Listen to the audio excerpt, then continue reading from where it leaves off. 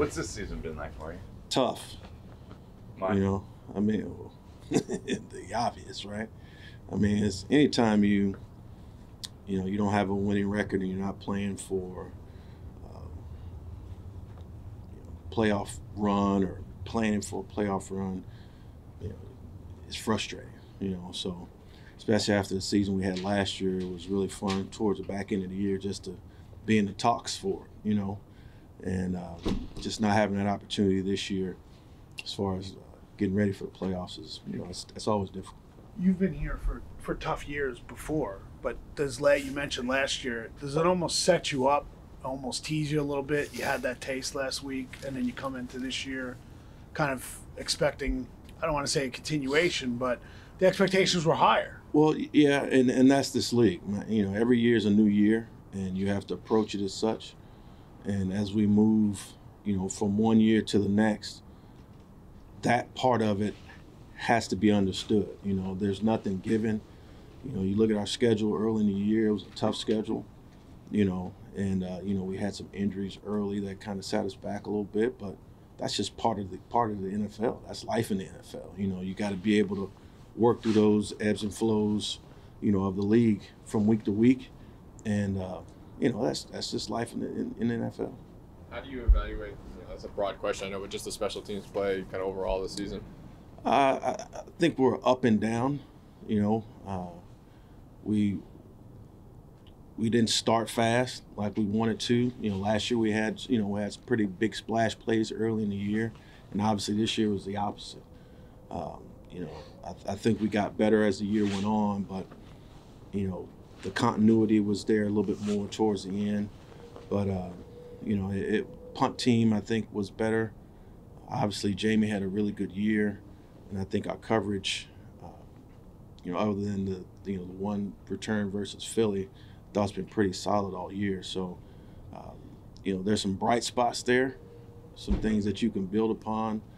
Obviously getting on the kicker train, you didn't want to get on that thing, so I told you guys about the kicker train. So it's that part of it is frustrating, but I will say this, having those guys in the room has been really good for me as a coach, just to be able to have that amount of knowledge and experience you can learn from, and each guy's different, and that part of it's been pretty good. But I mean, obviously we would like to have a lot more success, more consistency in our return game, but that's just part of it.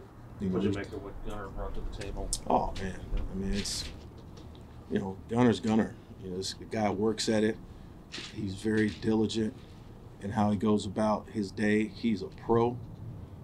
He works like a pro, and I think y'all saw all of those things, come into play when he made that play. Especially, super proud of him the way he's bounced back. Not playing against him, and then him coming over here from Pittsburgh after the troubles that he had, and just really refocused on what he needed to do, and obviously, he made a big play the other day, so I'm happy for him. Have you had any conversations with them about your future here? Do you expect to be back? No, I mean, you always expect to be back. I got a year on my contract, so but I'll cross that road when I get there, and whatever happens. That's NFL. It's like I don't worry about it. I never have, never will. But that's just part of the process, being in the NFL. So you're still under contract, but you're saying at least for one more year? Yeah. Thomas, this might be an obvious question, but I've asked those a million times of you. How much did the changing of the kickers affect kind of the whole group, maybe even team-wide at times, if it did? Yeah, I don't know. I think our group is resilient. I think our guys are. I don't think it really moved them one way or the other. It's kind of hard to put your finger on it. Okay. Graham was struggling early. He had the injury and he was struggling, and then the wheels just fell off. I mean, stuff just got crazy. And but I think that in the process of that, guys just didn't blink. They didn't. They just kept going. Who's the next guy? Bam, get him in here, get him ready. And, I don't think the guys blinked. So, it was a roller coaster ride. And it was definitely a very, very unique experience that I've never experienced before. We'll take two more if you have. Do you expect changes though this year in regards to coaching staff in general? With obviously, wasn't the season you guys as a whole wanted. Yeah, I mean that ain't got nothing to do with me. Coaching changes. The people who make the changes will make the changes. Like that ain't what I think about it or what I think might happen is irrelevant. My job is just to focus on trying to beat Philly this week and get our guys playing as hard as they can possibly play for 60 minutes on Sunday. And then at 7:28 or whenever the game's over with, you worry about all that stuff then. But until then, I ain't worried about it. Are you amazed at how fast some of these seasons go? It's like you turn around and it's over. Tom, I tell you what, man, it is amazing how fast these things go by. I mean, it's like you look up and it's week 10, and then you look up now, it's week 18. I mean, it's crazy. And the older you get, the faster they go. I mean, I remember being a young coach, my first job in Kansas City. It's like, good gracious, this thing took forever, but then, this year I'm 50 years old in my, 25th year of coaching, and it just shoots by really fast. So, but it's been good, but it was, yeah, you're right. They go by real fast. Seeing your son here quite a bit. What's it been like to be able to have him kind of be part of this with you this year?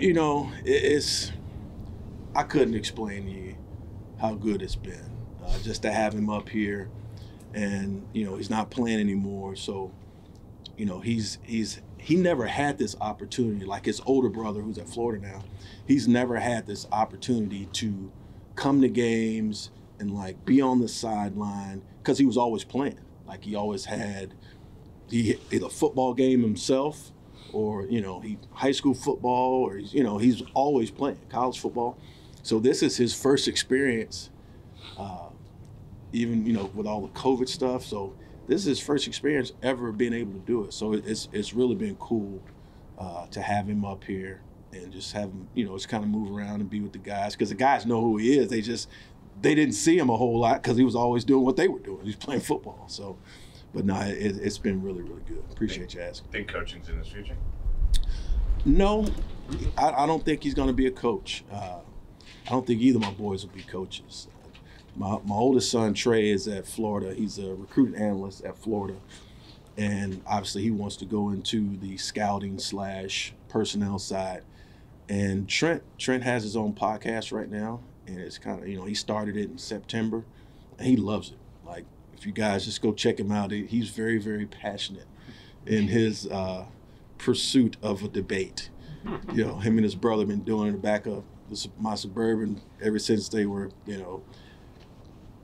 well, I think Trent was maybe 7 or 8 and Trey was like 16, so, but they've always been just debaters of sports and lovers of sports. So, nah, I don't see either one of them doing the crazy stuff that I'm doing.